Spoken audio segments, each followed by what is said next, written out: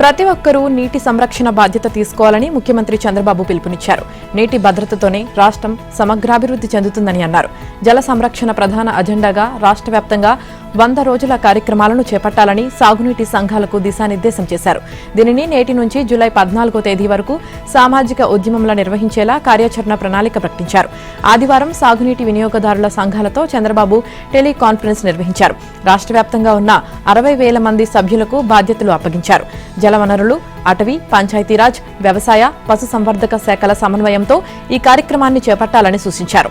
ఇవాల్టి నుంచి ఈ నెల 15వ తేదీ దాకా సాగునీటి భద్రతా కార్యక్రమాలను గుర్తించాలని సీఎం చంద్రబాబు తెలిపారు. అలాగే గుర్తించిన పనులకు 16 నుంచి 20వ తేదీ వరకు పాలనా ఆమోదం పొందాలన్నారు. ఇక 21 నుంచి జూలై 9వ తేదీ దాకా పనులు చేపట్టాలని ఆదేశించారు. జూలై 10 నుంచి 14వ తేదీ దాకా పనుల వివరాలతో కూడిన నివేదికను సమర్పించాలని సూచించారు. ఈ 100 రోజుల కార్యక్రమం అనంతరం వర్షాకాలం ప్రారంభమవుతుందని వివరించారు. ప్రస్తుతం రిజర్వాయర్లలో గతంలో కంటే నీళ్లు పుష్కలంగా ఉన్నాయని, భూగర్భ జలాలు పెరిగాయని వెల్లడించారు. నీటి భద్రత ఇవ్వగలిగితే రాష్ట్రమంతా అన్ని రంగాల్లో అభివృద్ధి చెందుతుందన్నారు. ఇక తాగు, సాగు, పారిశ్రామిక అవసరాలకు నీళ్లు అందించేలా ప్రణాళికలు సిద్ధం చేయాలని సాగునీటి సంఘాలకు సీఎం చంద్రబాబు సూచించారు. వేసవికి ముందు 6 మీటర్ల లోతులో, వర్షాకాలం తర్వాత 3 మీటర్ల లోతులోనే జలాలు అందుబాటులో ఉండేలా కార్యాచరణను అమలు చేయాలని స్పష్టం చేశారు. మైక్రో ఇరిగేషన్ను అమలు చేయాలని, ప్రతి చుక్కను సమర్థవంతంగా వినియోగించాలని సూచించారు. ప్రస్తుతం రాష్ట్రంలో 7-8 మీటర్ల లోతున భూగర్భ జలాలు అందుబాటులో ఉన్నాయని వివరించారు. ఈ మట్టాన్ని 1.5 మీటర్ల లోతులోనే అందుబాటులో ఉండేలా కార్యాచరణ అమలు చేయాలని సూచించారు. జలధార పేరుతో అన్నమయ్య జిల్లాలో అమలు చేస్తున్న నీటి సంరక్షణ చర్యలను సీఎం చంద్రబాబు అభినందించారు.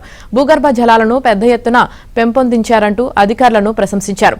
కొద్దిపాటి శ్రద్ధ పెడితే లక్ష్యాలను చేరుకోవడం సాధ్యమేనని, ప్రజల భాగస్వామ్యంతో 100 రోజుల నీటి సంరక్షణ ఉద్యమంలా జరగాలని సూచించారు.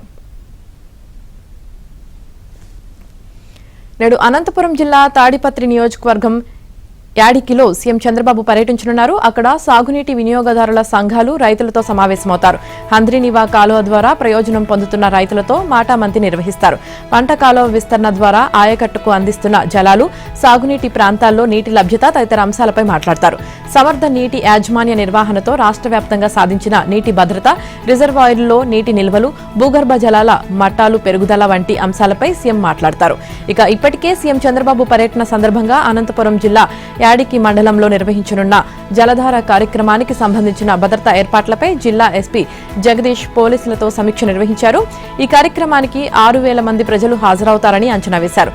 దాదాపు 600 మంది పోలీసులతో భారీ బందోబస్తు ఏర్పాటు చేసినట్లు ఎస్పీ తెలిపారు. ఇక అలాగే పెండేకల్లు డ్యాం వద్ద జరిగే జలహారతి కార్యక్రమానికి కేవలం రైతులకు మాత్రమే అనుమతి ఉందని స్పష్టం చేశారు. ఇక వేములపాడు గ్రామ సమీపంలో ఏర్పాటు చేసిన హెలీప్యాడ్ ట్రయల్ రన్ను నిర్వహించారు. ఇక సీఎం కాన్వే ట్రయల్ రన్ను సైతం విజయవంతంగా నిర్వహించారు. ఆసర క్షేత్రాన్ని అద్భుతంగా అభివృద్ధి చేసేందుకు తెలంగాణ ప్రభుత్వం శ్రీకారం చుట్టింది. 225 కోట్ల నిధులు వెచ్చించి పునర్నిర్మాణం చేపట్టనుంది. ఆలయ విస్తరణ అభివృద్ధి పనులకు ముఖ్యమంత్రి రేవంత్ రెడ్డి ఇవాళ మధ్యాహ్నం 12 గంటలకు భూమి పూజ చేయనున్నారు. జ్ఞాన సరస్వతీదేవి కొలువై ఉన్న క్షేత్రం కావడంతో ఏటా పెద్ద సంఖ్యలో పిల్లలకు ఇక్కడ అక్షరాభ్యాసాలు చేయిస్తుంటారు. వసంత పంచమి, ఇతర పర్వదినాల్లో అక్షరాభ్యాసాలకు వచ్చేవారితో ఆలయం రద్దీగా ఉంటుంది. ప్రాచీన ఆలయం కావడం, ఏటేటా భక్తులు పెరుగుతుండడం, ఆ మేరకు సౌకర్యాల కల్పన, అభివృద్ధి పనులు చేపట్టకపోవడంతో ఇబ్బందులు తలెత్తుతున్నాయి. ఈ విషయాన్ని పరిగణలోకి తీసుకున్న సీఎం రేవంత్ రెడ్డి బాసర ఆలయాన్ని పునర్నిర్మించాలని సంకల్పించారు.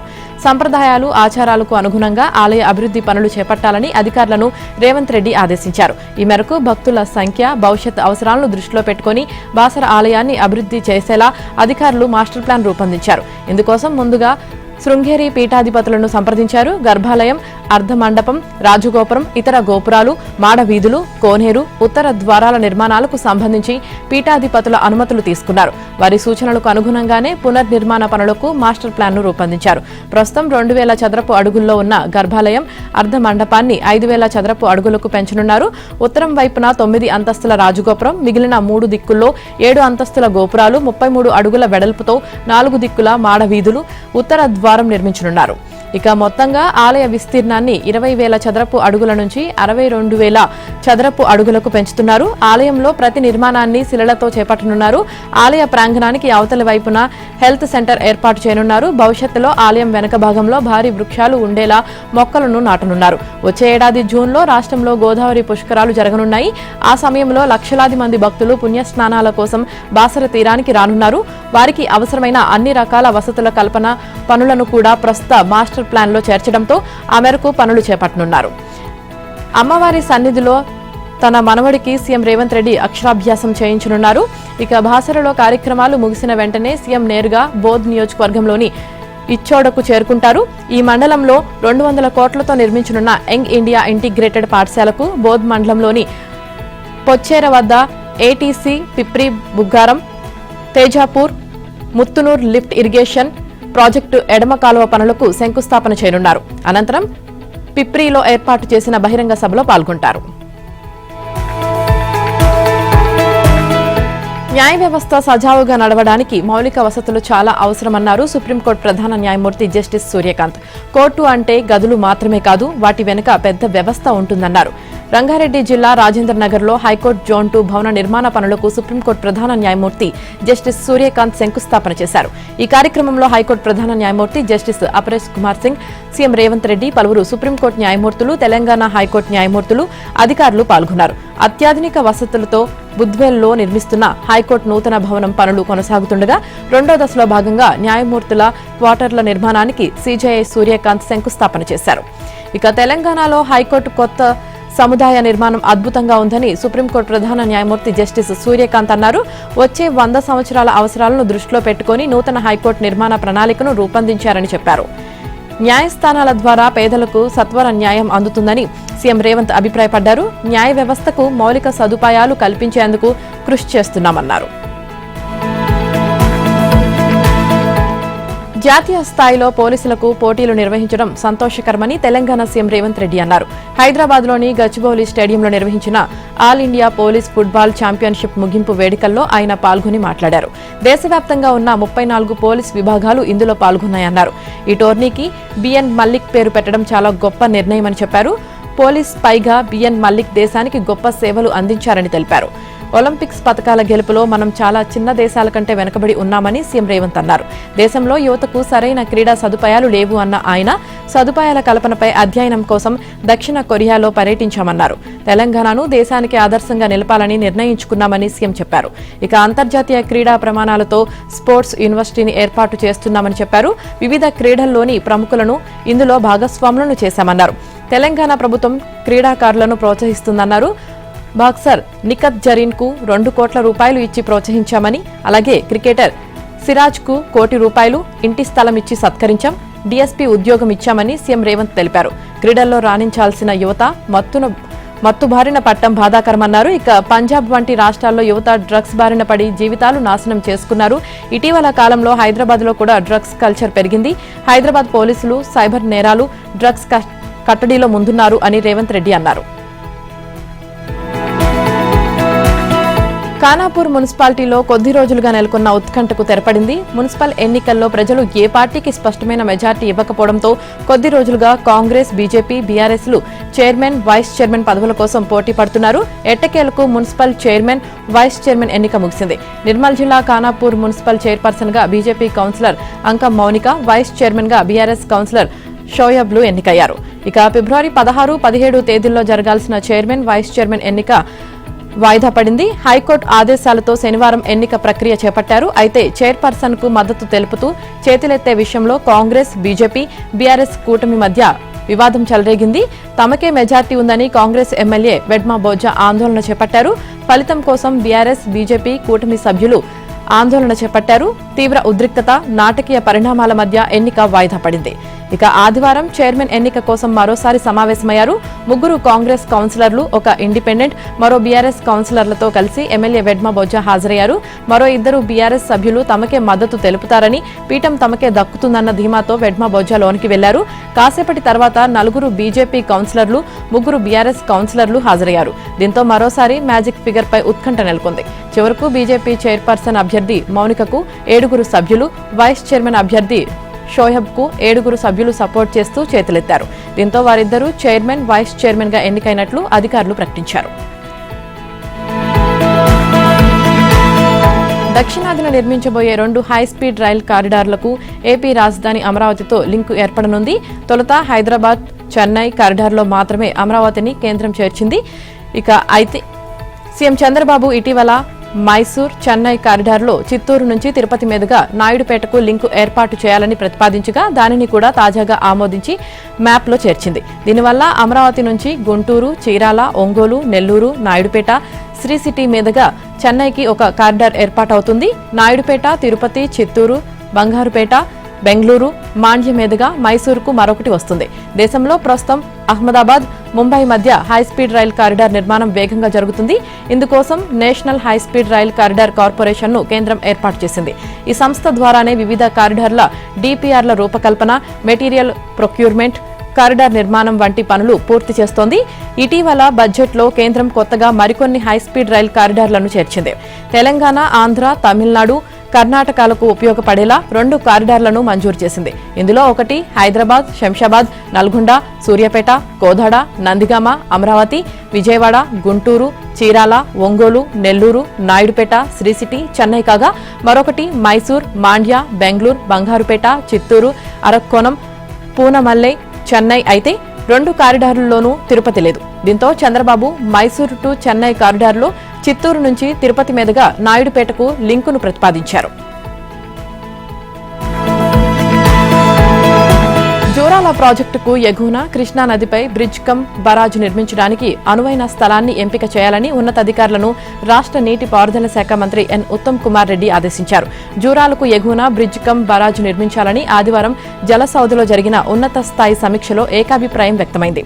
అలాగే యుద్ధ ప్రాతిపదికన జూరాల ప్రాజెక్టుకు మరమ్మతులు పూర్తి చేయాలని అధికారులను మంత్రి ఉత్తమ్ ఆదేశించారు. ప్రాజెక్టులు, చెరువుల్లో పూడికను తొలగించేందుకు ప్రణాళిక సిద్ధం చేయాలని చెప్పారు.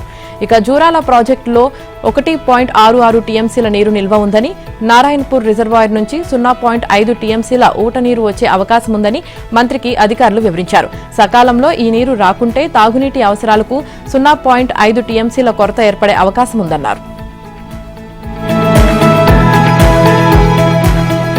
హైదరాబాద్లోని కేబీఆర్ పార్క్ చుట్టూ వంతెనలు, అండర్ పాస్ల నిర్మాణంలో ప్రభుత్వం వేగం పెంచింది. ఇప్పటికే బంజారాహిల్స్ రోడ్ నెంబర్ 2లో పనులు ప్రారంభించగా త్వరలో ఇతర మార్గాల్లోనూ మొదలు పెట్టేందుకు అధికారులు ఏర్పాట్లు చేస్తున్నారు. ఇందుకోసం పార్కు చుట్టూ పలు రోడ్లలో 1 వే ట్రాఫిక్ పై పోలీసులు ఆదివారం ట్రయల్ రన్ నిర్వహించారు. దీనిని Hyderabad police commissioner VC Sajjanar స్వయంగా పర్యవేక్షించారు. Traffic joint CP D Joel Davis ఇతర ఉన్నతాధికారులతో కలిసి కేబీఆర్ పార్క్ ప్రధాన ద్వారం నుంచి బసవతారకం ఆసుపత్రి, ఫిలిం నగర్, రోడ్ నెంబర్ 45 మీదుగా జూబిలీహిల్స్ చెక్పోస్ట్ వరకు ఉన్న ప్రధాన కూడలను సిపి సందర్శించి వాహనాల రాకపోకలను పర్యవేక్షించారు. ట్రయల్ రన్ పై నివేదికను జీహెచ్ఎంసీకి త్వరలో అందించనున్నట్లు తెలిపారు. నివేదిక ఆధారంగా అవసరమైన మార్పులు చేసిన తర్వాత ప్రజలకు ముందస్తు సమాచారం అందించి మరోసారి 1 వే ట్రయల్ రన్ ను నిర్వహిస్తామని సిపి వెల్లడించారు. హైదరాబాద్ సిటీ ఇన్నోవేటివ్ ట్రాన్స్ఫర్మేటివ్ ఇన్ఫ్రాస్ట్రక్చర్లో భాగంగా 1,090 కోట్ల రూపాయలతో పార్కు చుట్టూ 6 జంక్షన్లలో వంతెనలు, అండర్ పాస్లు నిర్మించాలని ప్రతిపాదించారు. రోడ్డు నెంబర్ 2లో ఫౌండేషన్ పనులు జరుగుతున్నాయని, కొన్ని చోట్ల పిల్లర్ల నిర్మాణం మొదలైందని ఇంజనీరింగ్ విభాగం వర్గాలు తెలిపాయి. ఈ పనుల వల్ల ఆస్తులు కోల్పోతున్న వ్యక్తుల అభిప్రాయాలను కూడా పరిగణలోకి తీసుకోవాలని సూచించింది. దీంతో పనులు ప్రారంభించడంపై జీహెచ్ఎంసీ దృష్టి సారించింది. ఇందుకోసం వాహనాల మళ్లింపు తప్పనిసరి. పార్కు చుట్టూ ఉన్న రోడ్ల మీదుగా నిత్యం వేల సంఖ్యలో వాహనాలు రాకపోకలు సాగిస్తుంటాయి. కోర్ ఏరియా నుంచి ఐటీ కారిడార్కు వాహనదారులు ఈ మార్గంలో వెళ్తుంటారు. నిత్యం రద్దీగా ఉండే ఈ మార్గాల్లో వాహనాల మళ్లింపు అంత సులువు కాదు. ప్రత్యామ్నాయ రహదారులు అంతగా అందుబాటులో లేకపోవడంతో ఏం చేయాలన్న దానిపై పోలీసులు, జీహెచ్ఎంసీ అధికారులు సమగ్ర ప్రణాళిక రూపొందిస్తున్నారు. వాహనాలు మళ్లించే మార్గంలో అవసరమైన చోట రోడ్లు విస్తరిస్తామని ఇంజనీరింగ్ అధికారి ఒకరు తెలిపారు. రాజధాని అమరావతికి చట్టబద్ధతతో ఏపీ ప్రజలు సంతోషంలో మునిగి తేలుతున్నారు. అయితే వైసీపీ అధినేత జగన్ మాత్రం కడుపు మంటతో రగిలిపోతున్నారని టీడీపీ నేతలు విమర్శలు గుప్పిస్తున్నారు. జగన్ మావిగన్ ప్రతిపాదనతో ప్రజలు నవ్వుకుంటున్నారని ఎద్దేవా చేస్తున్నారు. వైసీపీ అధినేత జగన్ పై మంత్రి పార్థసారథి వ్యంగ్యాస్త్రాలు సంధించారు. తుగ్లక్ పేరు వినడం తప్ప చూడలేదని, ఈ తరం ప్రజలకు జగన్ ను చూస్తే తుగ్లక్ గుర్తుకొస్తున్నారన్నారు. 3 రాజధానుల పేరుతో 3 ముక్కలాట ఆడారని మండిపడ్డారు. చంద్రబాబుపై ప్రజలకు అపార నమ్మకం ఉందని, రాబోయే రోజుల్లో వైసీపీకి పుట్టగతులు లేకుండా చేస్తారని హెచ్చరించారు. ఇక మావిఘన్ పేరు ప్రతిపాదనతో జగన్ కామెడీ పీస్గా మారిపోయారన్నారు స్వచ్ఛాంధ్ర కార్పొరేషన్ చైర్మన్ కొమ్మారెడ్డి పట్టాభిరామ్. ఇక సిఆర్డీఏ మ్యాప్ చూస్తే సీఎం చంద్రబాబు విజన్ ఏమిటో అర్థమవుతుందన్నారు. దేశంలోని అన్ని రాజకీయ పార్టీలు అమరావతికి అనుకూలంగా ఉంటే జగన్ ఒక్కరే వ్యతిరేకంగా ఉన్నారని గుర్తు చేశారు. అమరావతిపై ఉన్న కడుపు మంటతోనే జగన్ మావిఘన్ పేరు ప్రతిపాదన చేశారని విమర్శించారు. ఎవరి ఆదేశాలతో రఘురామకృష్ణరాజును అరెస్టు చేశారు? ఎవరు టార్చర్ పెట్టమన్నారు? రఘురామపై రాజద్రోహం కేసు ఎవరు పెట్టమన్నారు అని నాటి నర్సాపురం ఎంపీ, ప్రస్తుత assembly deputy speaker Raghuramakrishnaraju custodial torture case విచారణలో బీహార్ క్యాడర్ ఐపీఎస్ అధికారి సునీల్ నాయక్ కు విచారణ అధికారి దామోదర్ ప్రశ్నలు సంధించారు. ఈ ప్రశ్నలకు సునీల్ నాయక్ మౌనంగా ఉన్నారు. ఈ కేసు విచారణ విజయనగరంలో ఆదివారం కూడా కొనసాగింది. ఇక అభియోగాలు ఎదుర్కొంటున్న A7 సునీల్ నాయక్ ను మహిళా పోలీస్ స్టేషన్లో కార్యాలయంలో విచారించారు. విచారణ అధికారిగా ఉన్న విజయనగరం ఎస్పీ దామోదర్ లోతుగా ఆరా తీశారు. ఎస్పీ దామోదర్ కీలక ప్రశ్నలు అడిగినట్లు తెలిసింది. అరెస్టు చేసే సమయానికి రఘురామకృష్ణరాజుకు గుండె ఆపరేషన్ అయ్యి చాలా తక్కువ రోజులైంది.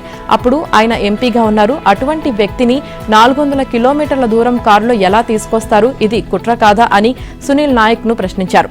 రఘురామ కులమతాలను రెచ్చగొట్టేలా సీఎం ప్రభుత్వంపై విద్వేషపూరిత ఉపన్యాసాలు చేశారని, వాటిని ప్రసారం చేసిన ఏబిఎన్ ఆంధ్రజ్యోతిపై కేసులు పెట్టాలని ప్రభుత్వానికి నివేదిక ఇచ్చారు. అయితే ఆ వార్తలను అన్ని ఛానల్స్, పత్రికలు కవర్ చేశాయి. కానీ ఏబిఎన్ ఆంధ్రజ్యోతిపై ఎందుకు కేసులు పెట్టాల్సి వచ్చింది? ఇది కుట్రలో భాగం కాదా అని దామోదర్ ప్రశ్నించారు.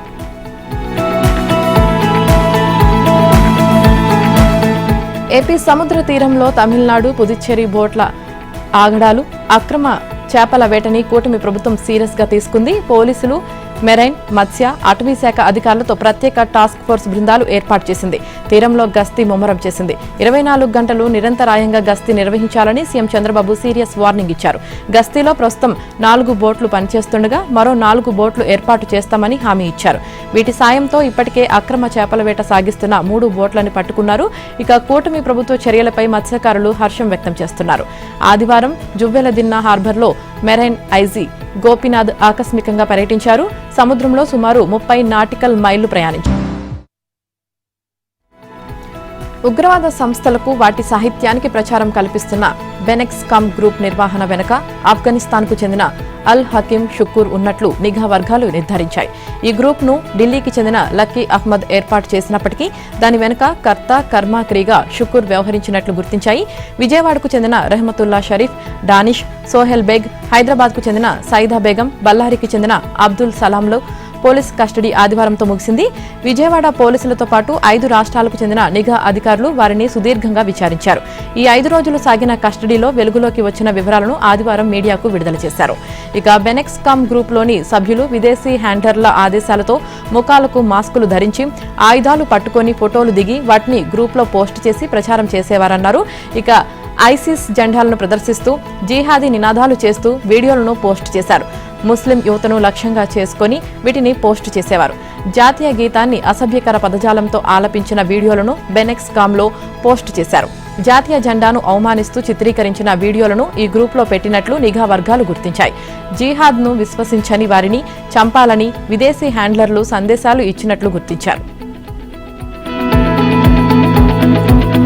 హైదరాబాద్ లో డ్రగ్స్ విక్రయాలు, వినియోగంపై ఈగల్ టీం కొరడా జుల్పిస్తోంది. పబ్లు, రేవ్ పార్టీలపై డేగకన్ను వేసిన అధికారులు వరుస దాడులతో నిర్వాహకుల గుండెల్లో రైళ్లు పరిగెత్తిస్తున్నారు. మొన్న కొండాపూర్ పార్టీపై రైడ్ చేసిన అధికారులు తాజాగా తారామతి బరదారిలో జరిగిన పార్టీపై అటాక్ చేశారు. దీంతో మత్తు బాబుల అసలు రంగు బయటపడింది. తారామతిలో మోర్ దెన్ ఫ్రెండ్స్ పేరుతో సుమారు 200 మందితో భారీ పార్టీ నిర్వహించారు. బాలీవుడ్ నటులు వస్తారని, డ్రగ్స్ వాడకం జరుగుతుందని పక్కా సమాచారం అందడంతో 5 ఈగల్ బృందాలు, నార్కోటిక్స్ కంట్రోల్ బ్యూరో పోలీసులు మెరుపుదాడి చేశారు. పార్టీలో ఉన్న 36 మందిపై అనుమానంతో అక్కడికక్కడే డ్రగ్స్ కిట్లతో పరీక్షలు నిర్వహించారు. ఈ పరీక్షల్లో షాకింగ్ విషయాలు వెలుగు చూశాయి. 6గురికి డ్రగ్స్ పాజిటివ్ రాగా వారిలో 5గురు గంజాయి, ఒకరు ఎఫెంటమిన్ వాడినట్లు తెలిసింది. ఇక పట్టుబడిన వారిలో ఒకరు మోడల్, డీజే ప్లేయర్లు, వ్యాపారవేత్తలు ఉండడం సంచలనంగా మారింది. వీరిపై ఎన్డీపీఎస్ చట్టం కింద కేసు నమోదు చేసి అరెస్టు చేశారు. ప్రస్తుతం వీరి నెట్వర్క్ వెనుక ఉన్న సూత్రధారుల కోసం పోలీసులు వేట మొదలుపెట్టారు. తెలంగాణ ఏపీ సరిహద్దుల్లోని భద్రాద్రి రామయ్య భూముల్లో ఇష్టారాజ్యంగా అక్రమ నిర్మాణాలు జరుగుతున్నాయి. 4 నెలలుగా ఏపీలోని పోలవరం జిల్లా పురుషోత్తపట్నం గ్రామంలోని సీతారామచంద్ర స్వామివారి దేవస్థానం భూముల్లో 30 పక్కా భవనాలు, రేకుల ఇళ్ల నిర్మాణాలు చేపట్టినట్లు దేవస్థానం వర్గాలు చెబుతున్నాయి. ఈ విషయం మీద 68 సార్లు పోలీస్, రెవెన్యూ శాఖల అధికారులకు పూర్తి ఆధారాలతో లిఖితపూర్వకంగా ఫిర్యాదు చేశారు. అయినా వారి నుంచి ఏమాత్రం స్పందన లేనట్లు భద్రాద్రి దేవస్థానం సిబ్బంది వర్గాలు పేర్కొన్నాయి. దేవస్థానం భూముల్లో పక్కా భవన, రేకుల షెడ్ల నిర్మాణాలను దేవస్థానం సిబ్బంది అడ్డుకునేందుకు వెళ్లినా వారి మాటలను నిర్మాణదారులు లెక్క చేయడం లేదని తెలుస్తుంది. పైగా మీరేం చేసుకుంటారో చేసుకోండి అంటూ తమను ఉద్దేశించి నిర్మాణదారులు పరుష వ్యాఖ్యలు చేసినట్లు దేవస్థానం సిబ్బంది వర్గాలు వాపోతున్నాయి. స్వామివారి ఆలయ భూముల్లో పునాది, పిల్లర్లు, స్లాబ్లు, గోడల దశల్లో వివిధ నిర్మాణాలు ఉన్నాయి. అక్రమ నిర్మాణాలపై గతంలో ఏపీ హైకోర్టు భద్రాచలం దేవస్థానానికి అనుకూలంగా తీర్పు వెలువరించినా అప్పటి ఏపీ ప్రభుత్వం చొరవ తీసుకోకపోవడంతో ఆ సమస్యకు పరిష్కారం లభించలేదనే అభిప్రాయాలు వ్యక్తమవుతున్నాయి. తెలుగు రాష్ట్రాల్లో ప్రస్తుతం ఉన్న ప్రభుత్వాలైనా ఈ విషయంలో చొరవ చూపాలని రామభక్తులు కోరుతున్నారు. Telugu film industries employees federation నిధుల దుర్వినియోగంపై సభ్యులు ఆందోళన చేశారు. లెక్కలు చూపించకుండా ఎన్నికలకు వెళ్లడం సరికాదని సభ్యులు అభ్యంతరం వ్యక్తం చేశారు.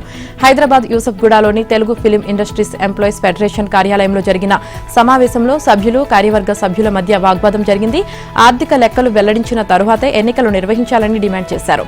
ఇదిలా ఉండగా యూనియన్ నిధులు దుర్వినియోగం చేశారని శివాజీనగర్కు చెందిన సభ్యుడు రమేష్ ఇచ్చిన ఫిర్యాదుతో అధ్యక్షుడు డి సీతారాం, కార్యదర్శి Mahaboob Baig, vice president P వెంకటేశులపై బంజారాహిల్స్ పోలీస్ స్టేషన్లో పోలీసులు కేసు నమోదు చేశారు.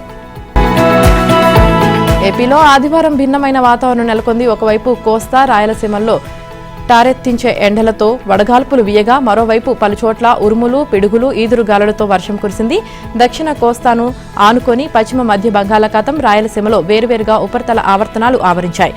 రాయలసీమలో ఆవర్తనం నుంచి తమిళనాడు మీదుగా గల్ఫ్ ఆఫ్ మన్నార్ వరకు ఉపరితల ద్రోణి విస్తరించింది. దీంతో సముద్రం నుంచి తేమగాలులు భూ ఉపరితలంపైకి వీస్తున్నాయి. ఇదే సమయంలో ఎండ తీవ్రత నెలకొంది. వాతావరణ అనిశ్చితి ఏర్పడి రాష్ట్రంలో పలుచోట్ల ఈదురుగాలులు, పిడుగులతో వర్షాలు కురిశాయి. రానున్న 24 గంటల్లో శ్రీకాకుళం, విజయనగరం, పార్వతీపురం, మన్యం, అల్లూరి సీతారామరాజు, పోలవరం, అనకాపల్లి, కాకినాడ, డాక్టర్ బిఆర్ అంబేద్కర్ కోనసీమ, తూర్పు, పశ్చిమ గోదావరి జిల్లాలోని కొన్ని ప్రాంతాల్లో పిడుగులు, ఈదురుగాలులతో వర్షాలు కురుస్తాయని వాతావరణ శాఖ తెలిపింది. తెలంగాణలో ఇవాళ, రేపు కొన్ని జిల్లాల్లో అక్కడక్కడ ఉరుములు, మెరుపులు, ఈదురుగాలులతో కూడిన వర్షాలు కురిసే అవకాశం ఉందని హైదరాబాద్ వాతావరణ కేంద్రం తెలిపింది. కొన్ని చోట్ల తేలికపాటి నుంచి మోస్తరు వర్షాలు కురుస్తాయని వెల్లడించింది. మరోవైపు తెలంగాణలోని పలు జిల్లాల్లో అకాల వర్షం బీభత్సం సృష్టించింది. రాజన్న సిరిసిల్ల, కొమరంభీం, ఆసిఫాబాద్, కామారెడ్డి, నిజామాబాద్ జిల్లాలోని పలు ప్రాంతాల్లో ఈదురుగాలులతో కూడిన భారీ వర్షం కురిసింది. పలు ప్రాంతాల్లో వడగండ్ల వాన కురిసింది. ఈ ప్రభావంతో ఆయా జిల్లాల్లోని పలు గ్రామాల్లో పంట నష్టం సంభవించింది. ముఖ్యంగా వరి, మొక్కజొన్న పైరు నేల కొరిగింది. ఈదురుగాలుల దెబ్బకు కొన్ని చోట్ల వృక్షాలు, విద్యుత్ స్తంభాలు కూలిపోయాయి. ఇంటి పైకప్పులు ఎగిరిపోయాయి. విద్యుత్ తీగలు తెగిపడి పశువులు మరణించాయి. పిడుగుపాటు వల్ల గోడలు కూలాయి. ఐపీఎల్లో లక్నో బోని కొట్టింది. ఉప్పల్ వేదికగా సన్ రైజర్స్ తో జరిగిన ఉత్కంఠభరిత మ్యాచ్లో 5 వికెట్ల తేడాతో ఘన విజయం సాధించింది. తొలుత బ్యాటింగ్ చేసిన హైదరాబాద్ జట్టు నిర్ణీత 20 ఓవర్లలో 9 వికెట్ల నష్టానికి 156 పరుగులు చేసింది. లక్ష్య ఛేదనకు దిగిన లక్నో 19.5 ఓవర్లలో 5 వికెట్లు కోల్పోయి లక్ష్యాన్ని ఛేదించింది. రిషబ్ పంత్ 68 కెప్టెన్ ఇన్నింగ్స్ ఆడాడు. ఇక మార్క్రమ్ 45 రన్స్తో అద్భుత ఆరంభాన్ని ఇచ్చాడు. తొలుత టాస్ ఓడి బ్యాటింగ్కు దిగిన హైదరాబాద్ను క్లాసెన్ 62, నితీష్ రెడ్డి 56 పరుగులతో ఆదుకున్నారు. ఇద్దరు హాఫ్ సెంచరీలు పూర్తి చేసుకున్నారు. మిగిలిన బ్యాటర్లు పూర్తి విఫలమయ్యారు. ఇక లక్నో బౌలర్లలో మహ్మద్ షమీ, ప్రిన్స్ యాదవ్, అవేష్ ఖాన్లు తలో 2 వికెట్లు తీగా దిగ్వేష్, సిద్ధార్థ్ చెరో వికెట్ దక్కించుకున్నారు. అనంతరం లక్ష్య ఛేదనకు దిగిన లక్నో ప్రారంభం నుంచే దూకుడుగా ఆడింది. ఓపెనర్ మిచెల్ 14 రన్స్తో కాస్త నిరాశపరిచిన తొలి డౌన్లో వచ్చిన రిషబ్ పంత్తో కలిసి మార్క్రమ్ చక్కటి ఇన్నింగ్స్ నిర్మించాడు. దీంతో చివరి ఓవర్లలో 9 పరుగులు చేయాల్సిన పరిస్థితి ఏర్పడింది. అయితే క్రీజులో పంత్ ఉండడంతో లక్నో కాస్త ధీమాగా ఉన్నప్పటికీ చివరి ఓవర్ వేసిన ఉందక్ ఆ జట్టులో ఉత్కంఠ పెంచాడు. తొలి 2 బంతులకు వరుసగా 2 ఫోర్లు బాది మ్యాచ్ డ్రా చేసిన పంత్ మరో 1 పరుగు కోసం 3 బంతులు ఆడాడు. ఇక మరో బంతి ఉండగానే 4 కొట్టి జట్టును విజయ తీరాలకు చేర్చాడు. ఇక ఇవాళ ఐపీఎల్లో కోల్కతా వేదికగా పంజాబ్ వర్సెస్ కోల్కతా మ్యాచ్ జరగనుంది.